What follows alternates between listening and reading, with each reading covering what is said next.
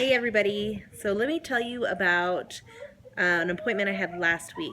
So last week I had what's called a sonohysterogram. I think I'm pronouncing that right.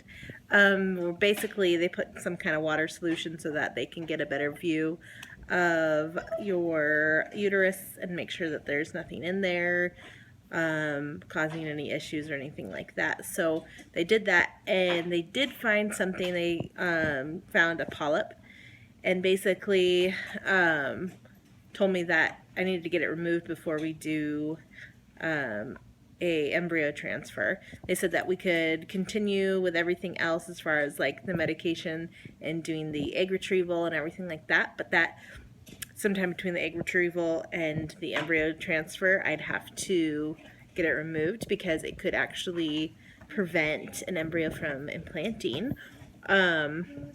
And also just to get it tested to make sure that there's nothing, that's not cancerous or anything. The chances that it would be cancerous are extremely low.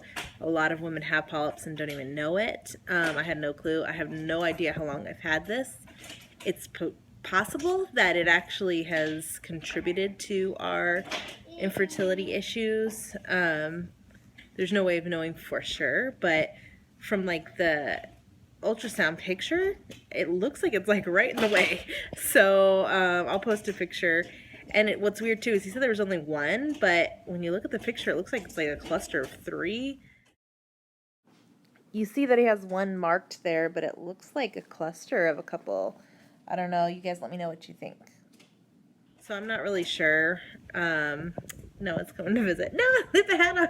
I'm wearing my hat because my hair is like poofy crazy today. Noah, say hi.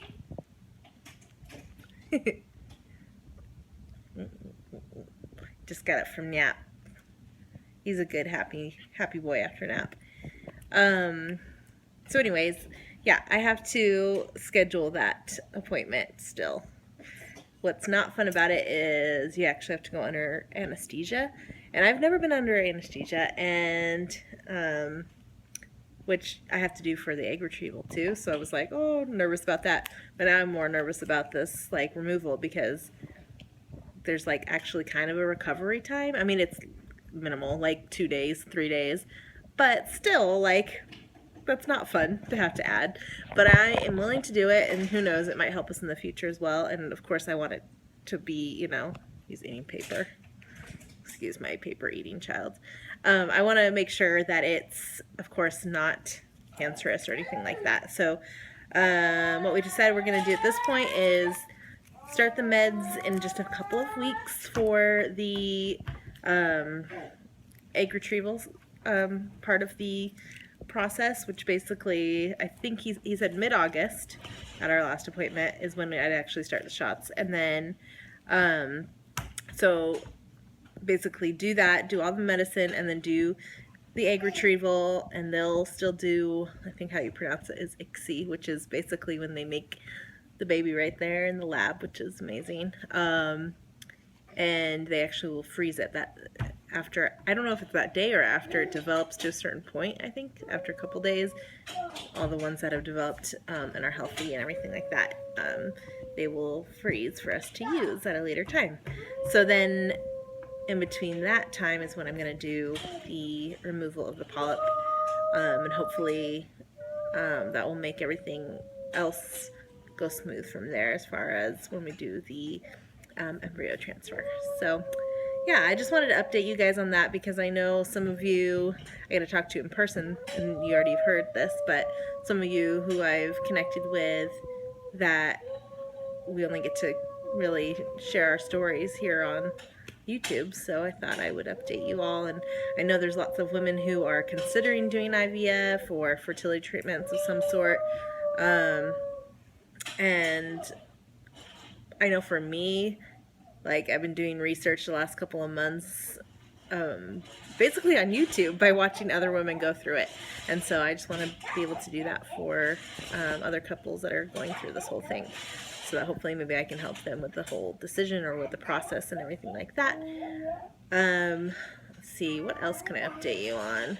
Oh, so Joseph starts special needs preschool in just a couple of days. He's turning 3. on the 28th of July. So that's a big one because he's no longer really a baby at all. I feel like 1 and 2, you're still kind of considered a baby, but 3-year-old, you're pretty much like a little person now. So as you know, he was recently diagnosed with autism. So we're in the process of waiting for a long-term care approval, which is basically what will get him all his services. But he also did get approved in the meantime for special needs preschool. So he's going to start that on August 1st. And it's only going to be like 3 days a week for a couple hours at a time. But you can hear him talking in the background. He's making choo-choo sounds, I think. I lost my train of thought. Anyways, basically he's starting that. It's like a classroom of 5 or 6 kids, a teacher and an aide, and a speech therapist comes in, and then if they need other services too, they can add that. So he has his own little IEP and everything. So we're really excited for him to start that. I think he's going to love it. I think that it's going to really make some big changes in his life over this next year, because I think he needs that consistency, he needs a routine, and he needs the attention. You know, here I did work with kids with autism for several years, and I know what to do, but it's different when it's your own child and when you have another child that you're trying to take care of at the same time, and giving him the proper attention isn't always easy. Especially when Noah wants to be a part of it, and he jumps in and kind of sits on my lap literally out of jealousy and will kind of try and grab my attention away. So that makes it difficult to, you know, really work hard with JoJo. So I'm going to be very thankful for this. That will give him that, and then hopefully give Noah his attention that he's craving. Well, did you guys rip up a book this morning? Yeah. Thank you. Can you say hi? You blow kisses? Besito? Blow besitos. Mwah. Little kisses. Blow kisses. Mwah. You being shy.